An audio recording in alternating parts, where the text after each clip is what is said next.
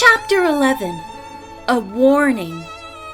Hannah Gruen came into the dining room and knew from Nancy's expression that something was wrong. "What is it?" she asked. "Not bad news, I hope." Nancy showed her the warning note. "I can't imagine who could have sent it," she said, "unless it was the purse snatcher." "Oh, Nancy, I'm so worried," the housekeeper exclaimed after she had read the anonymous message. "It must have something to do with the case you're working on. Please give up trying to help Mrs. Struthers." "I can't let a little note like this frighten me," Nancy said. "Anyway, I think the person who sent it merely means he wants me to stay away from Wrightville." "Then promise me you will," Hannah begged. "All right." Nancy laughed and gave the woman an affectionate hug. "Any calls for me while I was in the shower?" "One from the yacht club, asking for any used clothes we might want to donate." "Good," Nancy said. "I have a pile of Dad's and my things. I'll run over with them." "Be careful," Mrs. Gruen urged, as Nancy went out the door. "I'll be all right," Nancy called as she stepped into her car. She drove over the heavy bridge that spanned the Muskoka River and headed for the yacht club. The river road was practically deserted. Suddenly, Nancy noticed another automobile a short distance behind her. Though she deliberately slowed down to let it pass, the driver did not attempt to do so. She accelerated. The man behind also put on speed. "He's following me," Nancy decided finally. "Maybe there's more to that warning note than I thought." She kept the image of the other car in her mirror, and as she approached a sharp and dangerous turn where the road shot up a hill, Nancy was alarmed to see that the driver behind her was getting closer. Although she pressed the gas pedal to the floor, Nancy could not draw away from the pursuing car. A quarter of a mile from the yacht club, it pulled abreast of her, but the man did not try to head Nancy off. Instead, he crowded her inch by inch toward the embankment. Nancy's heart stood still. Just then, she spotted an opening in the low bushes along the right side of the road 50 feet ahead. She recalled that from there a narrow path ran off at an angle down to the river. It was steep and too narrow for a car, but she must risk taking the path if she could reach it. "I must hold on until I do," Nancy thought desperately. "Then I can jump out and run." 50 more feet to go, then 30. The two cars were neck and neck. Nancy did not dare take her eyes off the road to see who the man alongside her might be. 20 feet. 10. Suddenly, Nancy swung the wheel over. Her car swerved off the highway, bumped over the uneven side road, and still upright, jerked to a stop. Nancy grabbed the key, jumped out, and ran like a deer toward the yacht club. A few seconds later, she halted. The other driver, taken completely by surprise, had appeared to be on the verge of bringing his own car to a stop and pursuing her. Then, apparently, he decided against this plan, for he picked up speed and soon disappeared from sight. The car was a black sedan. Quivering, Nancy sat down on the path to recover from the shock and think things over. Finally, she gave up trying to figure out who the man was. She returned to her car and tried to back it onto the road, but the wheels merely spun around in the loose dirt. "I'll have to get someone to push me," she decided. She removed the pile of clothes from the car and walked down the path to the yacht club. John Holden, an elderly man who did odd jobs on the grounds, called out a good morning to Nancy. "Hello, John," she greeted him. "My car's stuck up on the hill. Any chance of getting someone to push it out?" "Sure thing, Miss Nancy," he replied with a grin. "How'd you get yourself into such a fix?" "A man in a black sedan forced me off the road," she explained. "That's no laughing matter. You'd better take care. I'll get a couple of fellows to help me."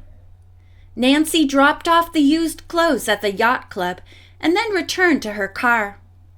It was only after considerable effort that the men managed to get the vehicle up the hill. They warned Nancy to drive slowly in case any damage had been done to the auto. Everything seemed to work perfectly. When Nancy reached home, Hannah informed her that a woman who did not give her name had called to tell Nancy something very important. She would call back shortly. Nancy wondered if it had anything to do with the mystery. Was the caller a friend? Perhaps the woman who had kept her from being harmed by the witch doll? Or was she another enemy? As the hours slipped by and the phone did not ring, Nancy told Hannah she thought the message might have been a ruse to keep her at home. "Well, I'm just as glad," the housekeeper said. "Please heed the warning.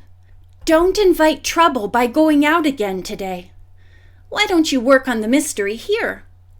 "A good idea," Nancy agreed, still thinking of her narrow escape in the car. "I'll try solving it in this big overstuffed chair." She curled up in her father's favorite chair and thoughtfully gazed into space. She went over the puzzle piece by piece. Finally, her mind reverted to the groups of gypsies she had encountered and the strange behavior of their leaders. There must be something behind it all. Take that woman in the last camp, for instance.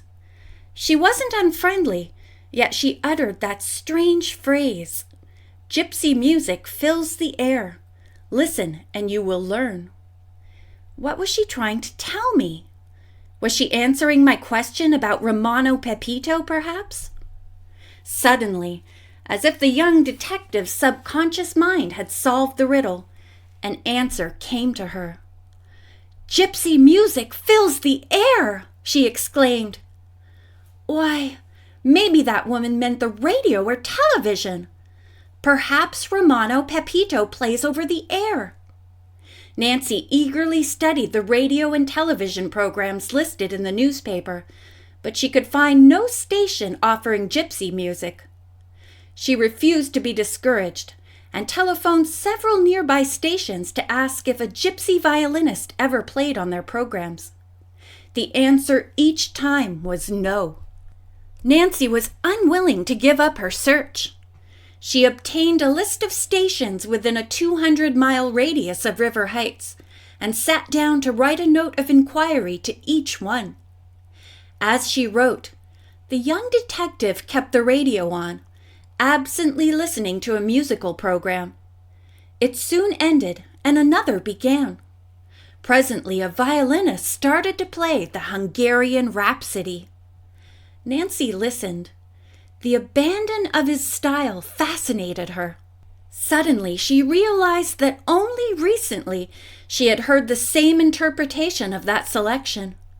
But where? Then she remembered. At the gypsy camp, she recalled. Maybe this is the same violinist and I'll hear his name. But no name was announced at the end of the program. Nancy raced to the telephone to call the broadcasting studio. Eagerly, she inquired the name of the violinist. "Alfred Dunn," was the polite reply.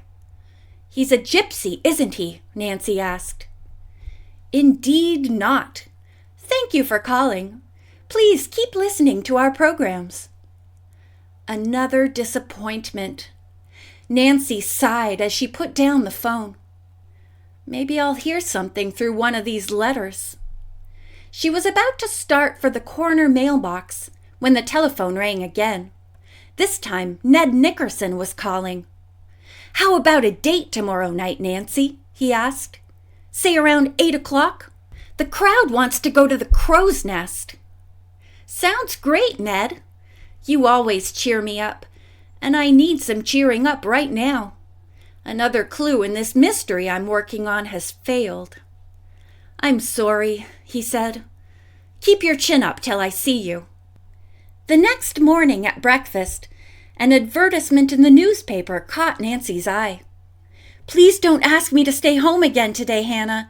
Here's something I must follow up." "What is it?" "There's an ad about a chain of toy agencies in towns around here," Nancy replied. "They lend toys, also repair them. Maybe they have old dolls and you can find a solution to the Struthers mystery," Hannah supplied good-naturedly. "All right, go ahead, but stay on the main roads." Nancy spent the rest of the day driving from one shop to another. In each place she looked for a doll that lighted up or wore a jeweled robe. The managers had neither seen nor heard of any that fitted this description. Finally, Nancy came to a small shop in Malvern. As she entered, a repairman, Mr. Hobnail, glanced up from a toy train he was fixing. On the workbench were many dolls and other toys. "Yes?" he inquired in a weary voice. "If it's repairing you want done, I can't touch it for 2 weeks. I'm head over heels in work now." Nancy told him of her interest in old dolls. As she spoke, her eyes moved from one object to another in the cluttered little room and came to rest on the toy figure of a man holding part of a violin. "That doll!" she exclaimed suddenly. "Tell me, please, where did you get it?" Old Mr. Hobnail scarcely looked up from his work. "Woman named Mrs. Barlow," he answered. "Fixing that violin's to be my next job." "Have you her address?" "Certainly," the old man snapped. "I always keep addresses of my customers. She lives at the corner of Beach and Chestnut." Nancy felt that the doll might be the one Nataka had carried in the suitcase that had fallen open when she was questioning Janie and the other children. The young detective thanked the toy repairman and drove to Mrs. Barlow's home. She proved to be a pleasant person and told Nancy how she had obtained the doll. "I bought it from a woman who came to my house," Mrs. Barlow said. "Not until she had gone did I notice that the little violin was about to come apart, so I took it to Mr. Hobnail." "Do you know the woman's name?" "She didn't give it to me." "Please describe her." "She was a very vivid individual, well-groomed. She wore a tailored suit. Her skin was dark, but her hair was, well, I guess you'd call it carrot-colored."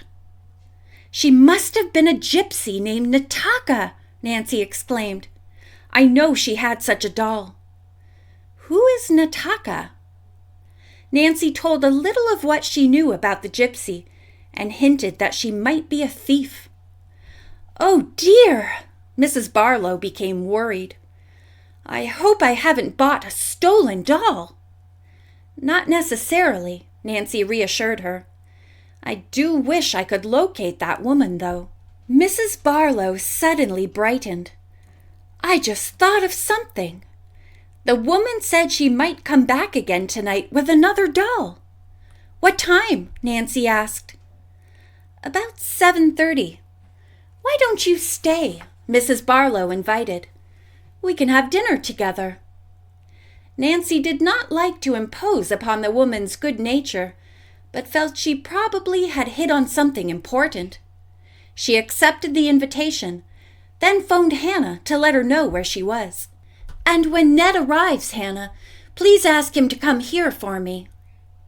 Nancy did not want Nataka to see her car, so she parked it in the Barlow garage. At 10 minutes to 8, the doorbell rang. Mrs. Barlow answered it, confidently expecting the gypsy. The caller was Ned. Nancy introduced her friend to Mrs. Barlow and told him about the expected visitor. He willingly agreed to delay their leaving. The evening wore on. By 9:30 it was clear that Nataka was not coming. "Something must have made her afraid to come back," Nancy said. To wait longer seemed useless, so the couple said goodnight and started out. Since each of them had a car, Ned suggested Nancy go ahead of him so he could keep watch for anyone who might try to harm her. Nothing happened, however, and presently the two arrived at the crow's nest, the special rendezvous of River Heights young people. Nancy and Ned joined their friends and ordered Cokes. News had spread that Nancy was absorbed in another mystery. Though she did not deny this, she avoided revealing any details of the case she was working on. Ned was not so secretive. "If you ask me, Nancy's reverting to her childhood," he teased. "Dolls are now one of her big interests." "But I don't play with them," Nancy laughed. "That's the mystery," Ned countered.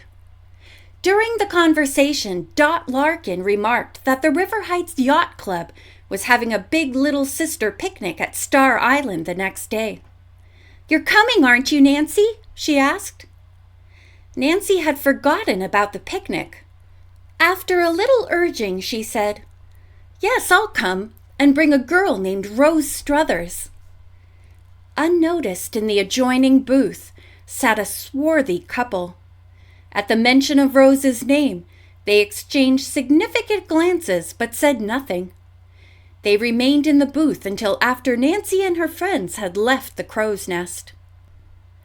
"This is my first day out of jail," Rose announced the next day, as she and Nancy rode to the yacht club.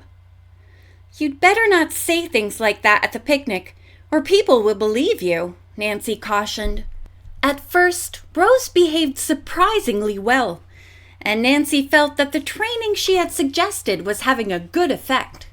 Rose entertained the group with a series of remarkably well-executed dances that showed real talent.